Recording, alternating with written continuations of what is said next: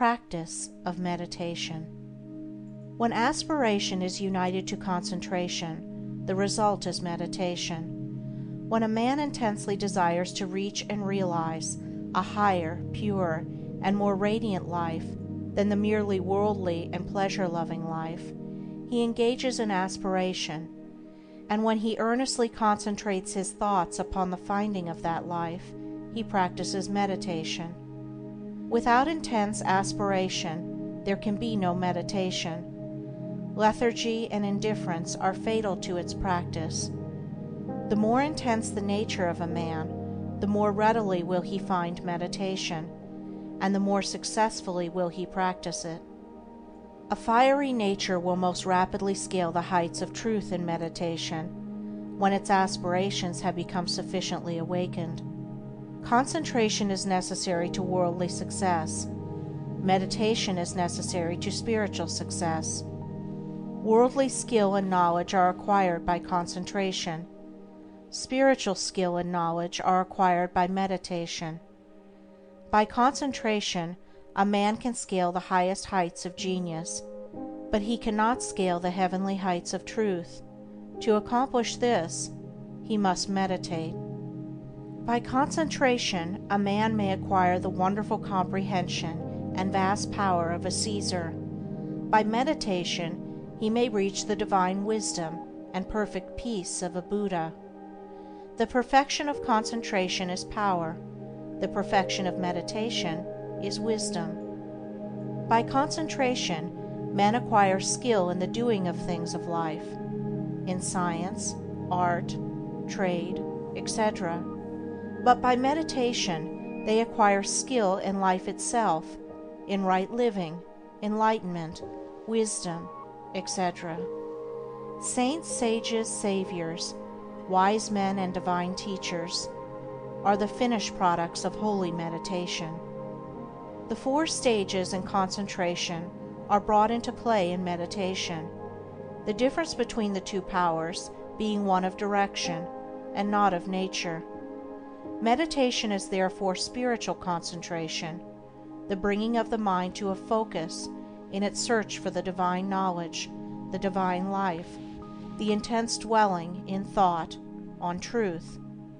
Thus a man aspires to know and realize, above all things else, the truth.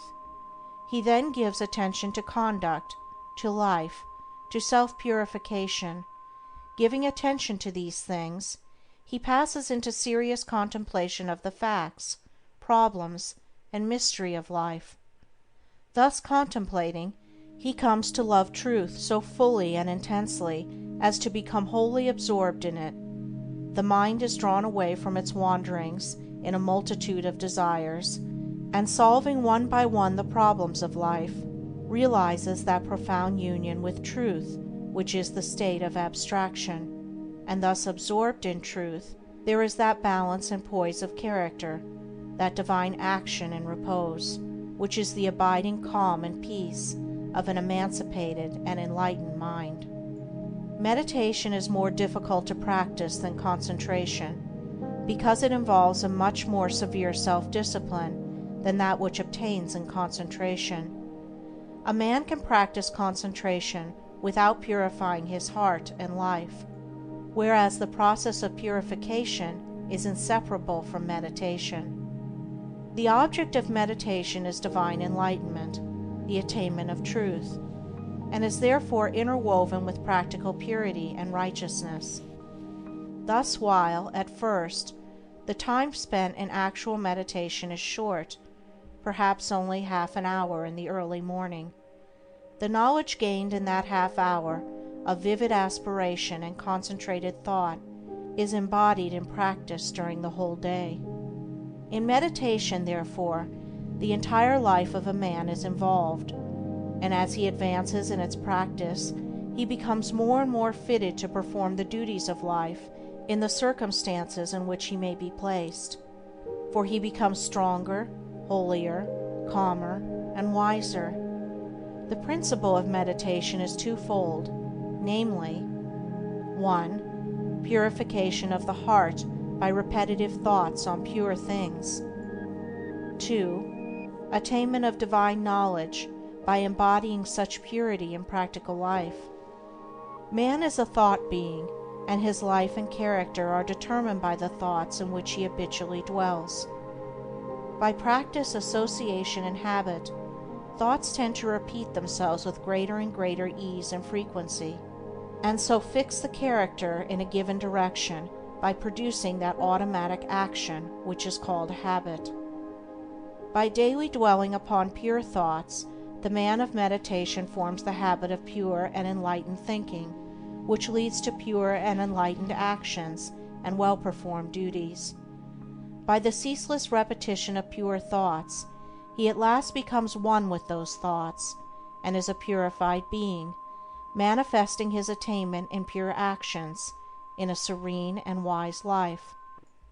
The majority of men live in a series of conflicting desires, passions, emotions, and speculations, and there are restlessness, uncertainty, and sorrow. But when a man begins to train his mind in meditation, he gradually gains control over this inward conflict by bringing his thoughts to a focus upon a central principle. In this way, the old habits of impure and erroneous thought and action are broken up, and the new habits of pure and enlightened thought and action are formed. The man becomes more and more reconciled to truth, and there is increasing harmony and insight, a growing perfection and peace. A powerful and lofty aspiration towards truth is always accompanied with a keen sense of the sorrow and brevity and mystery of life, and until this condition of mind is reached, meditation is impossible. Merely musing, or whiling away the time in idle dreaming, habits to which the word meditation is frequently applied, are very far removed from meditation in the lofty spiritual sense which we attach to that condition. It is easy to mistake reverie for meditation. This is a fatal error which must be avoided by one striving to meditate. The two must not be confounded. Reverie is a loose dreaming into which a man falls. Meditation is a strong, purposeful thinking into which a man rises. Reverie is easy and pleasurable. Meditation is at first difficult and irksome. Reverie thrives in indolence and luxury. Meditation arises from strenuousness and discipline. Reverie is first alluring, then sensuous, and then sensual. Meditation is first forbidding, then profitable, and then peaceful. Reverie is dangerous. It undermines self-control. Meditation is protective. It establishes self-control. There are certain signs by which one can know whether he is engaging in reverie or meditation. The indications of reverie are: 1.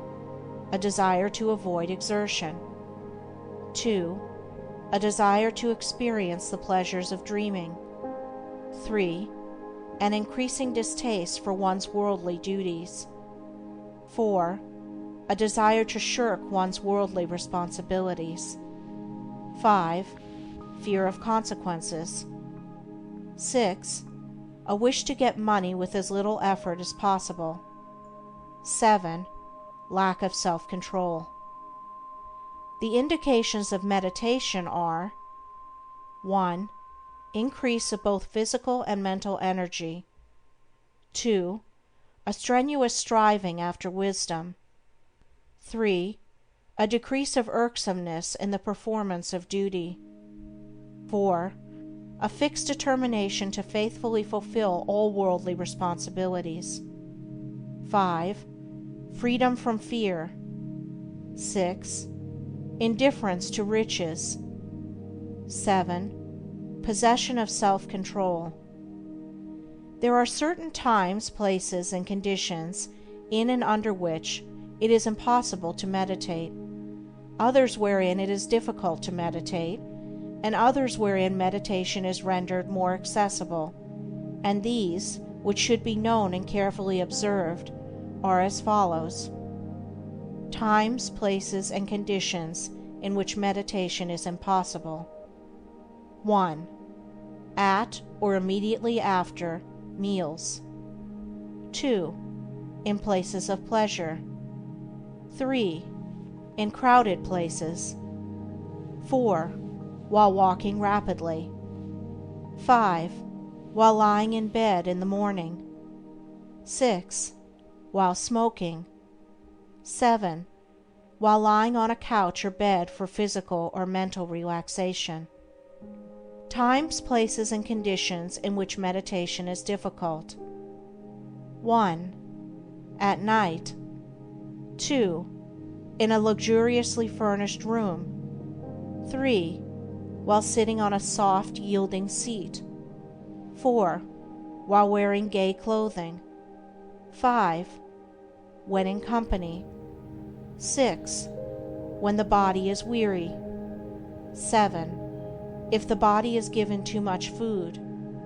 Times, places, and conditions in which it is best to meditate. 1. Very early in the morning. 2. Immediately before meals. 3. In solitude. 4. In the open air or in a plainly furnished room. 5. While sitting on a hard seat. 6. When the body is strong and vigorous. 7. When the body is modestly and plainly clothed. It will be seen by the foregoing instructions that ease, luxury, and indulgence, which induce reverie, render meditation difficult, and when strongly pronounced, make it impossible.